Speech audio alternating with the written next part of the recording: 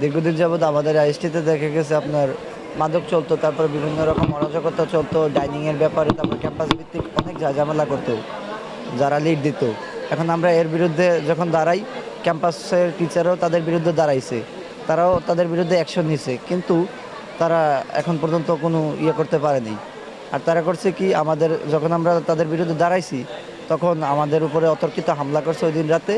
দাও বটি যা ছিল, আমার রুম 216 নাম্বার রুম, যে একটু দেখবেন প্লিজ। আমার রুম উপায়ে মনে করেন যে আমার রুমে দরজা পুরো ফালাই দিছে, আমার রুমের একটা কাজও ঠিক নেই। তাছাড়া আরও কিছু রুম আছে, আমার ব্লকে ঢুকলে দেখবেন যে পুরো ব্লকের যত রুম আছে, যত জানালা আছে, সব কিছুর কাজ ভাঙা, সব কিছুর দরজা ভেঙে ওরা মনে করেন যে দা নিয়ে যা ইচ্ছা তা করছে ওরা ওই দিন রাতে।